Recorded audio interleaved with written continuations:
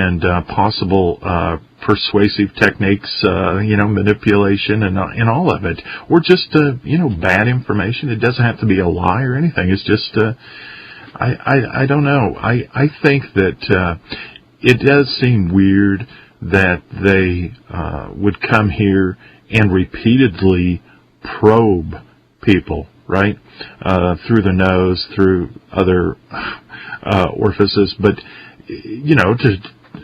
that makes sense to me that they would do it maybe once or a dozen times early on, but to continue to do it, that seems a very odd thing, especially if they're advanced. But I don't know. Yeah, that's why it would have to be. It's exactly my puzzlement as well.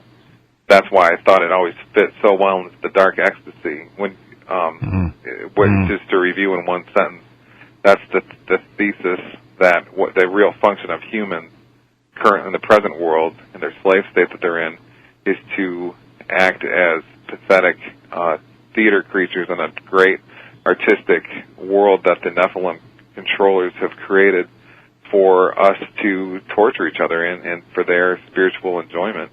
And I always thought that alien abduction was sort of a microcosm of that. It just seemed to fit so well.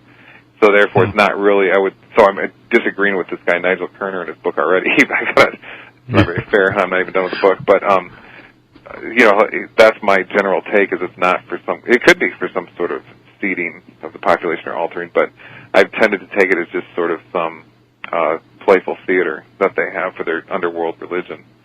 So. And then it never was about technology or trying to get information about us. They've got all that already. Yeah. I mean, if they're so far advanced, they could just, hover around and then just gather it all, right? Absorb all the technology that we have and everything about us. Maybe take one human, dissect them, and then you would have the whole shenanigans. The other thing is on the alien abduction is this regression part, because it is very easily when you have a person basically in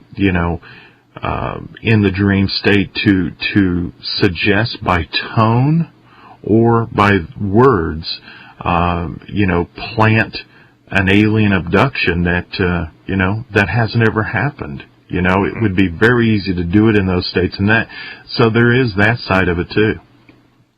Yeah, absolutely. You can. That's I think what I call psychotronic warfare. I think Tom Horn. Yeah.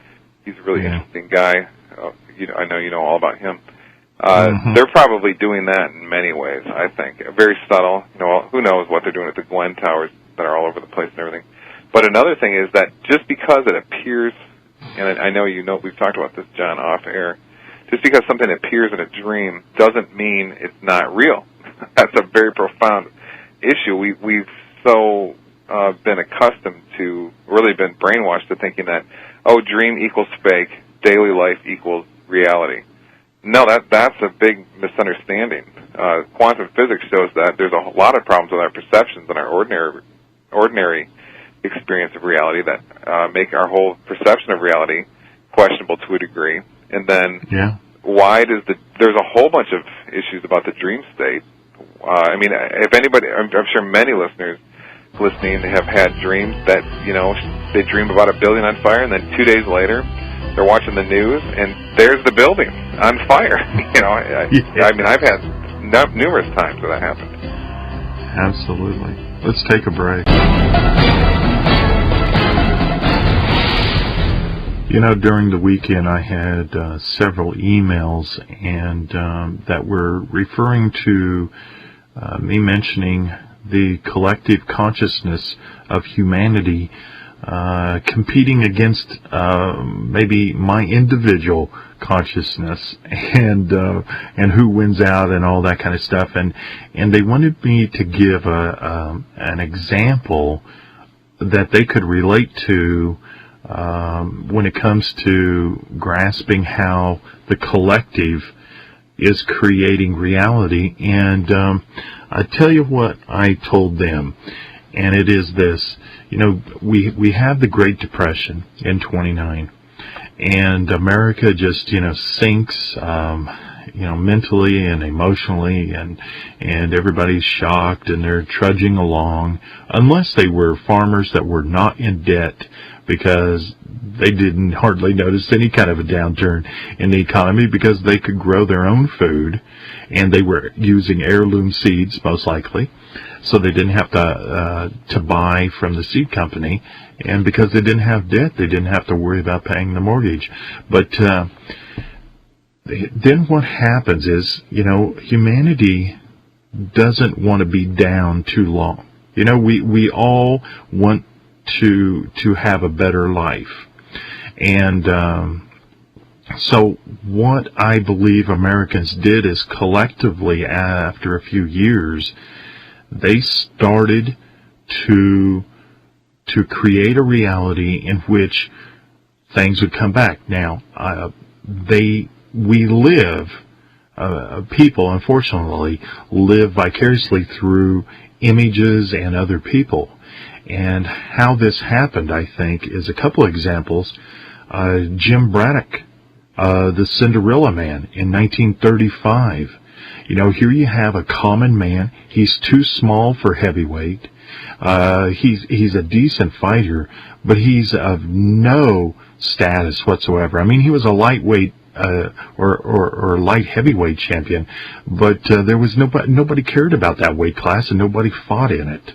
And so he moves up to heavyweight, and he takes on the most dominant heavyweight of in history at that time, and it was Max Baer. And so he goes up against Max, and he wins. And what that did is it elevated American psyche to, yes, we can rise up, we can overcome this burden and this challenge, and everybody got excited about it, and then things started to turn around. Another thing that happened is you have the same sort of story, but it's with Seabiscuit, the racehorse, right? You got this smaller horse, nobody wanted. It was kind of a toss-off, and the owner and the rider and the trainer had kind of seen their days and had no, you wouldn't bet money that these three guys would get together and produce such a great horse. And so what happens? Seabiscuit comes along, and again, you have not only Seabiscuit wins, but then he loses a couple, and then the Americans, oh yeah, that's our horse, and they identify with the horse, and then he gets that one-on-one race against what? The greatest horse of its day. And it was a huge horse. It was it was like the elites version of a horse. It was this huge 17.5 hand horse called War Admiral. It had broken every track record ever. They go head to head, and Seabiscuit wins by, I think, 3.5 lengths, 4 lengths. So what happens? The American psyche is uplifted once again, and they charge forward, and right after that, America rebounds and goes forward. And I really do think that is the collective consciousness at work. And they wanted to have something outside themselves, because they believe they need leadership. They need something outside themselves to lead them to, the promised land. They never think that they themselves personally can do it, so they project that responsibility upon other people or animals or images. Anyway, have you got any thoughts on that to sum up this segment, Jeff? Yeah, it's just, Big John, since I started working with you, I'm just always stunned how much in sync we are, thought patterns. I was just talking about stuff like this morning on my show. One thing I was thinking, I'm going to put it kind of in a different way than I said that.